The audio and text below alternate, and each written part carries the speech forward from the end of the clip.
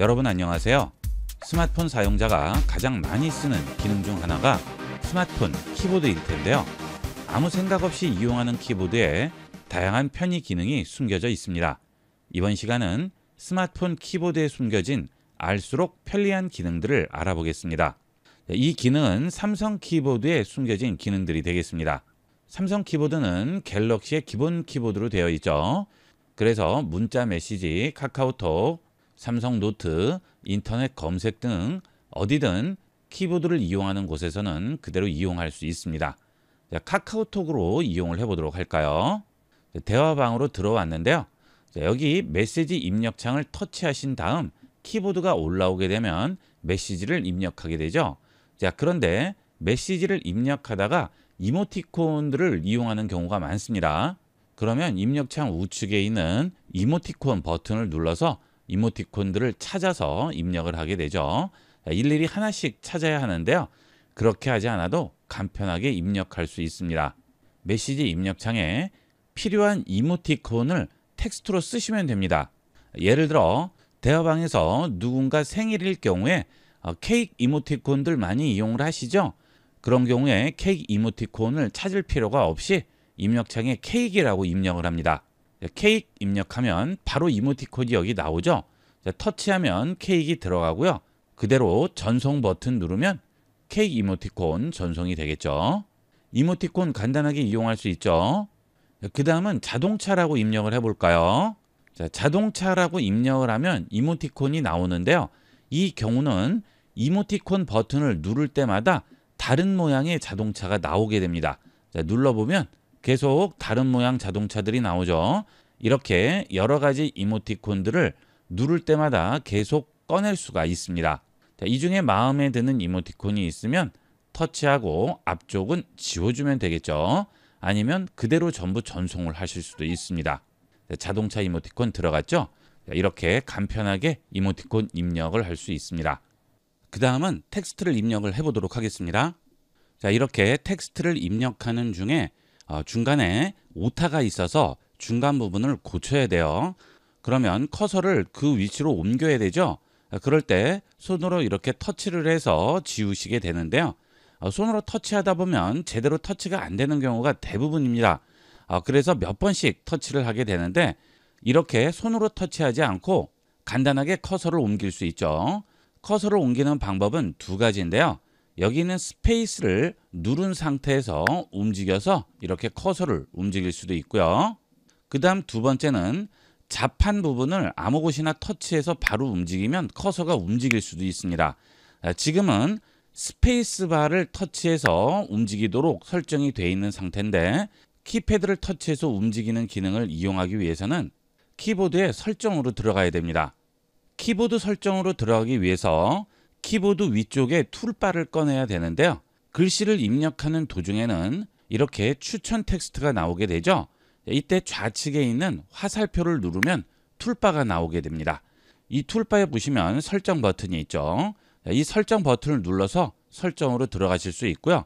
툴바가 아예 보이지 않는 분이 있어요.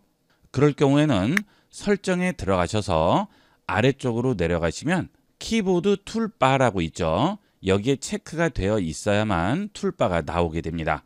그 다음 커서 이동 설정으로 들어가 볼까요? 아래쪽으로 내려가시게 되면 제스처 및 피드백이라고 있죠. 여기를 선택합니다. 그러면 스페이스 키 길게 누르기라고 되어 있고 커서 이동이라고 되어 있죠. 여기를 들어가시게 되면 스페이스 키를 길게 눌렀을 때 음성 입력을 할 수도 있고 아무 기능이 작동되지 않도록 할 수도 있고 커서 이동을 할 수도 있습니다. 저는 지금 커서 이동에 체크가 되어 있죠. 그래서 앞서와 같이 스페이스바를 눌러서 커서를 이동할 수 있는 거고요. 그 다음 키보드 화면에서 제스처 사용이 있죠. 여길 들어갑니다. 그러면 사용 안함에 기본으로 체크가 되어 있을 텐데요. 여기서 커서 이동을 선택해 주시게 되면 키보드 아무 곳이나 터치해서 움직이면 커서를 이동할 수 있죠. 그 다음 텍스트 입력도 있는데 이거는 권장하지 않습니다. 제대로 적용이 안 돼요. 커서 이동을 이용하도록 하세요. 커서 이동 체크합니다. 그 다음 뒤로 돌아갈게요. 그 다음 다시 입력창으로 들어갑니다. 자, 커서 움직여 볼까요? 키보드 좌판에 아무 곳이나 터치해서 움직입니다. 자, 커서 움직이죠? 간단하게 내가 원하는 곳으로 이동시킬 수 있어요. 지우고 다시 써주면 되겠죠. 문제는 이렇게 설정을 해놓고도 깜빡하고 손으로 자꾸 터치하려는 분들이 많습니다. 저도 그렇습니다. 해놓고도 자꾸 잊어버리는 거죠. 꼭 기억을 해두셨다가 커서 이동할 때 꼭 이용해 보도록 하세요. 그 다음은 이렇게 텍스트를 입력하다가 단어를 선택해야 될 일이 있죠. 그럴 때 단어 안쪽이나 단어 바깥쪽에 터치하고 기다리게 되면 단어가 선택이 되죠. 그 대신 기다려야 되죠. 자, 그렇게 하지 않고 빠르게 단어를 선택할 수 있습니다. 원하는 단어를 더블 터치합니다. 그러면 바로 단어가 선택이 되죠. 이렇게 같은 기능이라도 여러 가지 방법을 알고 있으면 필요에 따라서 그때그때 활용을 할 수가 있겠죠. 그 다음은 문장을 입력하다가 마지막에 마침표를 찍어야 되는데 그때마다 기호 입력 누르시고 마침표 선택해서 찍고 하시죠. 시간이 오래 걸리고 굉장히 귀찮죠. 이럴 때 스페이스 2번으로 간단하게 마침표 입력하고 한 칸 띄워서 커서 위치까지 이동시킬 수 있어요. 스페이스 2번 누릅니다. 그러면 마침표 찍히고 커서 한 칸 이동이죠. 이렇게 입력을 하시면 입력 속도가 훨씬 빨라지겠죠. 이 경우도 설정에서 미리 설정을 해 두셔야 돼요. 다시 툴바를 꺼낸 다음 설정으로 들어갑니다. 그리고 기타 입력 옵션 들어갑니다. 그러면 스페이스 키를 2번 눌러 마침표 입력이라고 있죠. 여기에 체크를 해줍니다. 그러면 이제 2번만 터치하면 마침표 찍고 한 칸 떨어지게 됩니다. 그 다음은 이렇게 텍스트를 입력하다가 그 줄의 마지막으로 왔습니다. 이제 아래쪽으로 넘겨서 두 번째 줄을 작성을 하려고 하는데 이때 엔터키가 보이나요? 안 보이죠?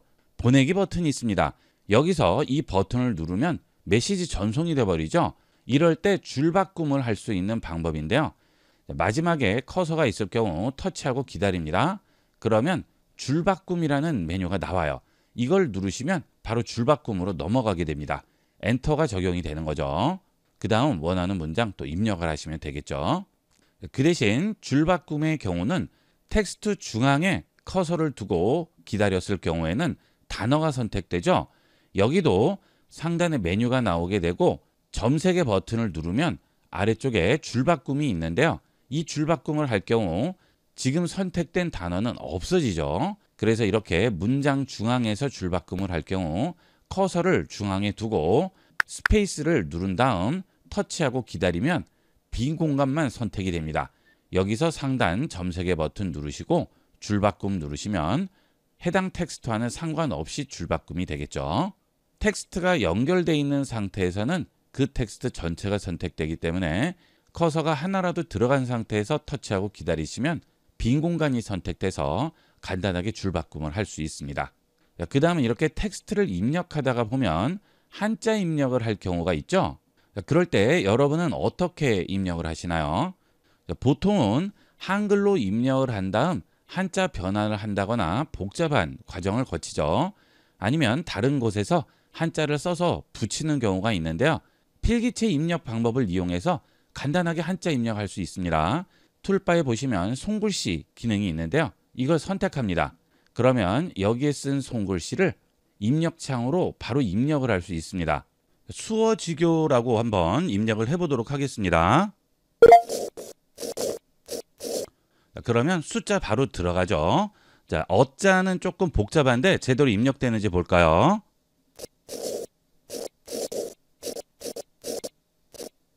정확합니다. 잘 들어가죠?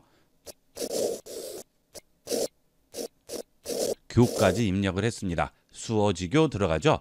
이런 식으로 한자 입력을 할 때 일일이 찾을 필요가 없이 간단하게 손으로 써서 입력을 할 수 있습니다. 한자 입력할 때 어려워하는 분들 계신데요. 이렇게 간편하게 입력하도록 하세요. 자, 다시 원래대로 돌아가려면 아래쪽에 있는 키보드 버튼 누르면 다시 원래 키보드로 돌아오게 되겠죠. 자, 그 다음은 계좌번호라든지 그 외에 텍스트들을 복사를 해서 입력창에 붙여서 이용하는 경우가 있는데요. 그때마다 매번 다시 가서 복사해 오시죠. 그럴 필요 없이 툴바에 있는 클립보드를 이용을 하면 기존에 복사했던 내용들이 전부 나오게 됩니다. 자, 앞서 계좌번호를 복사했었는데 그 다음에 다른 내용을 복사하면 붙이기를 했을 때 새로 복사한 내용이 붙여지죠. 이럴 때 클립보드를 여시면 앞서 복사했던 내용을 선택할 수 있습니다. 바로 들어가게 되죠. 이렇게 키보드에도 편리한 기능들이 여러 가지가 숨어 있는데 제대로 활용만 하면 사용이 훨씬 편리해지지만 잊어버리는 경우가 많고요. 아예 모르는 경우도 많습니다. 잘 기억을 해 놓으셨다가 꼭 제대로 활용을 해 보도록 하세요. 스마트폰에서 카톡, 라인, 텔레그램 등 다양한 메신저 앱을 이용하시겠지만 그래도 가장 많이 활용하는 메신저는 문자 앱이죠. 문자 기능도 다른 메신저 앱 못지않은 기능들이 도입되면서 대부분의 기능들을 똑같이 이용할 수 있고 보안 부분에서는 문자 앱이 가장 안전합니다. 이번 시간은 스마트폰 채팅 플러스 이 기능들을 제대로 활용하는 방법을 알아보겠습니다. 문자 앱 실행합니다. 문자 앱을 실행하게 되면 상단에 채팅 플러스라고 나오는데요. 상단에 이렇게 채팅 플러스라고 나와 있더라도 문자를 주고받은 대화창에 보시면 프로필 아이콘 옆에 이렇게 말풍선이 붙어 있는 것이 있고 말풍선이 없는 경우가 있죠. 말풍선이 붙어 있는 것은 채팅 플러스로 채팅을 한 것이고요. 말풍선이 없는 것은 채팅 플러스로 대화한 것이 아닙니다. 우선 본인 스마트폰이 채팅 플러스가 되는지 보기 위해서 우측 하단에 보면 새 메시지 작성 버튼이 있죠. 이걸 눌렀을 때 이렇게 채팅 플러스 페이지로 들어와야 됩니다. 들어오지 않으면 채팅 플러스를 지원하지 않는 거죠. 자, 우선 채팅 플러스를 켜도록 하겠습니다. 우측 상단 점 3개 버튼 누르시고 설정으로 들어갑니다. 그러면 상단에 채팅 플러스 설정이라고 있죠. 여길 들어갑니다. 그 다음 아래쪽에서 채팅 플러스 관리로 들어갑니다.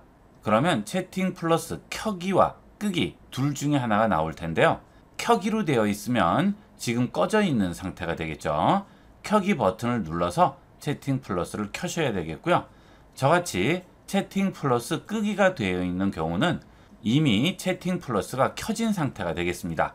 여기서 끄기를 누르면 채팅 플러스가 꺼지겠죠. 이 채팅 플러스의 장점은 1대1 채팅, 그룹 채팅 전부 가능하고요. 읽음 확인도 가능하고 기존의 문자 앱에서 이용할 수 없었던 대용량의 파일도 전송이 가능합니다. 채팅 플러스를 켜시고 뒤로 돌아갑니다. 그 다음에 설정해 보시게 되면 닉네임에 나를 연락처로 추가하지 않은 사람에게 표시할 대화명 추가하라고 하죠. 자, 이것은 상대편 스마트폰에 내 연락처가 저장이 되어 있지 않더라도 상대편 스마트폰 화면에 내가 지정한 닉네임이 뜨게끔 할 수 있는 거죠. 원래는 전화번호만 나오게 될 텐데요. 제가 여기에 ibcomputer교육.com 이라고 닉네임을 입력을 해두면 상대편 스마트폰에는 해당 이름으로 나오게 되겠죠. 처음 스마트폰에 문자를 보낸 사람에게도 해당 닉네임이 나오게 됩니다. 자, 이런 것들은 지정을 해 놓으시면 좋겠죠.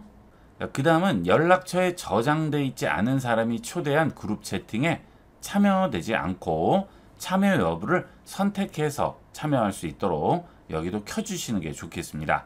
요즘은 이런 기능들을 악용해서 광고 대화방으로 초대를 하는 경우가 있기 때문에 되도록이면 켜놓고 이용을 하시는 게 좋겠죠.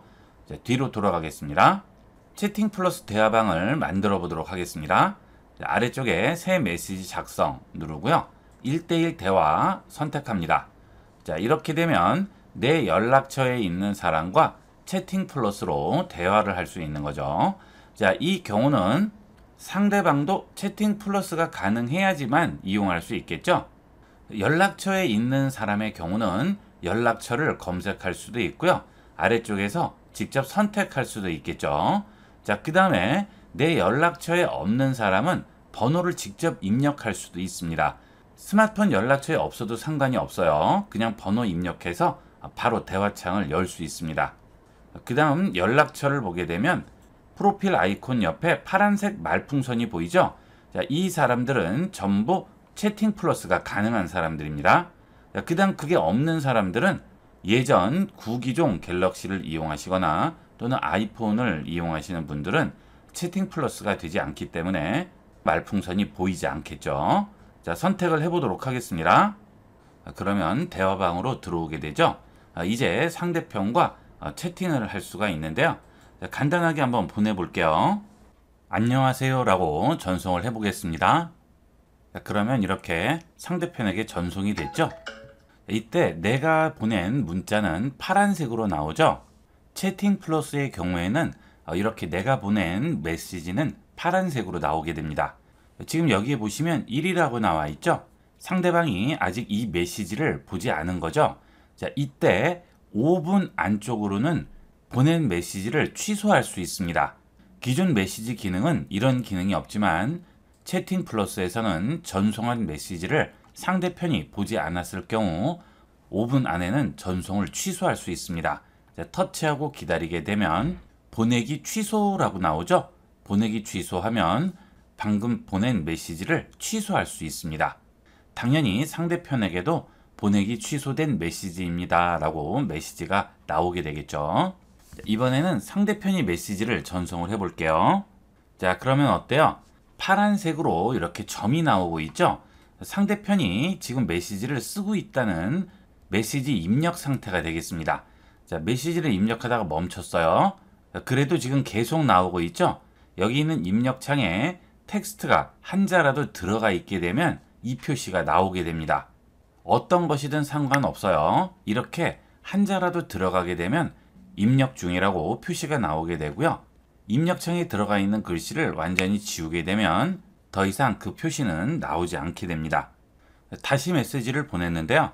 이렇게 1이 나왔다는 것은 상대편이 확인하지 않았다는 뜻이죠. 자, 그런데 상대편이 그 메시지를 확인을 합니다. 그러면 1이 없어지게 되죠. 상대편이 내가 보낸 메시지를 확인을 했는지 확인하지 않았는지 여기 있는 숫자로 알 수 있습니다. 자, 이것도 세팅 플러스만의 기능이 되겠습니다. 지금 말씀드린 이 기능들은 채팅 플러스를 지원하는 스마트폰 기종이라도 구기종은 이런 기능들은 지원이 되지 않을 수도 있습니다. 여러분 스마트폰에서 제대로 지원이 되는지 확인을 해 보셔야 되겠죠. 자, 상대편이 메시지를 보냈어요. 자, 이때 메시지를 터치하고 기다립니다. 자, 그러면 리액션을 할 수 있는 여러 가지 아이콘들이 나오게 되죠. 여기서 엄지척 아이콘을 선택을 해 보겠습니다. 그러면 이런 효과가 나오게 되죠. 똑같이 상대편 스마트폰 화면에도 나오게 됩니다. 채팅창 중앙에 크게 나오게 돼요. 자, 또 다른 리액션을 해볼까요? 하트를 선택해 보겠습니다. 자, 그러면 하트도 이런 식으로 나오게 되죠. 상대방도 똑같이 나오게 됩니다. 자, 이렇게 상대편 메시지에 다양한 반응을 할 수가 있겠죠. 자, 그 다음 다시 입력창 터치합니다. 자, 그 다음 우측에 보시면 스마일 표시가 있죠. 이모티콘 추가 표시인데요.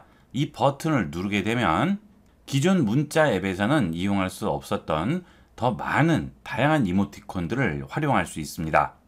그리고 이렇게 이모티콘들이 많이 나오지 않는 분도 있으실 텐데요. 그 경우는 입력창 바로 아래에 있는 이모티콘 메뉴 우측 끝에 플러스 버튼을 누릅니다.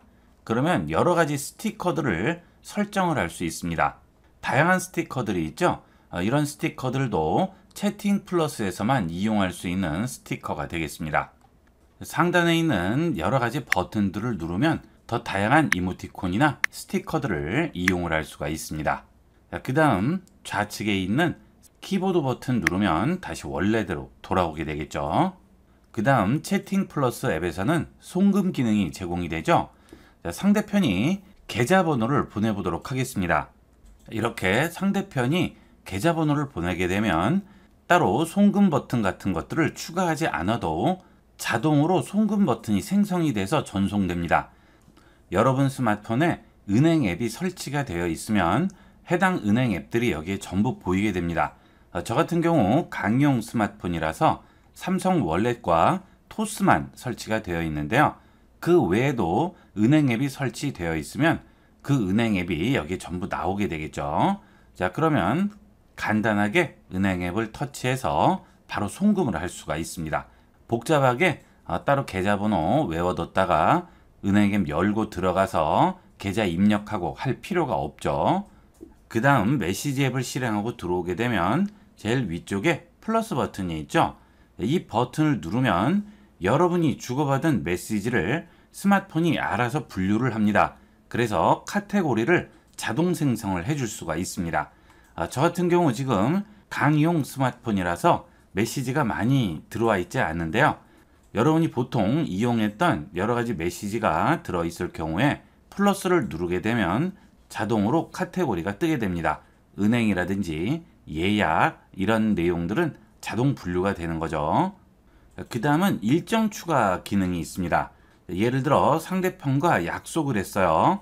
9월 6일 2시에 뵐게요 라고 이렇게 메시지를 전송을 합니다. 그러면 내가 상대편에게 메시지를 보낼 때와 상대편이 나에게 메시지를 보낼 때 모두 날짜와 시간 부분에 언더바가 생기게 되죠. 이 부분을 터치를 해주시게 되면 캘린더로 바로 들어갈 수 있습니다. 그러면 이렇게 캘린더에서 일정을 입력할 수 있도록 창이 나오게 되죠. 제목과 날짜, 장소와 시간을 지정을 해서 저장을 해두시면 간단하게 일정을 생성할 수가 있죠. 따로 캘린더 앱이나 일정 앱을 열어서 일정 생성을 할 필요 없이 메시지 창에서 바로 캘린더 앱으로 들어갈 수가 있습니다. 이렇게 해서 채팅 플러스 앱의 새로운 편리한 기능들에 대해서 알아봤는데요. 여러분 대부분 예전에 이용했던 문자 기능만 활용하시는데요. 이렇게 채팅 플러스 앱의 다양한 문자 기능들 이용해 보도록 하세요. 이번 시간은 여기까지 하도록 하겠습니다. 감사합니다. 여러분 안녕하세요. IB96 채널에서 제공하는 스마트폰 사용을 편리하게 도와주는 100가지 기능 강좌를 구입하는 방법은 유튜브에서 IB96 채널로 들어오신 다음 상단 메뉴에서 스토어를 눌러주시고 스마트폰 사용을 편리하게 도와주는 100가지 기능을 선택하시거나 영상을 터치하면 나오는 제품 보기를 누르시면 우측에 구매할 수 있는 제품 링크가 나오게 되고요. 영상 하단 설명란의 더보기 버튼을 누르면 나오는 제품 링크를 누르시면 바로 구매할 수 있는 페이지로 이동할 수 있습니다. 본 강좌를 구입하시면 전체 강의가 담긴 USB 메모리를 발송해 드리기 때문에 장소와 시간에 구애받지 않고 반복 시청함으로써 강좌 내용을 여러분의 것으로 만들 수 있습니다. 지금 바로 IB96 채널에서 강좌가 담긴 USB를 구매하시고 스마트폰을 자유자재로 활용해 보세요. 본 영상을 시청해 주신 모든 분께 감사드립니다. 좀 더 체계적으로 컴퓨터 및 모바일 기기 사용법을 배우려면 www.ib96.com, ibcomputer교육.com을 추천드립니다. 그리고 저희 채널에 구독과 멤버십 회원으로 가입해 주시면 좀 더 좋은 컨텐츠로 보답하겠습니다. 감사합니다.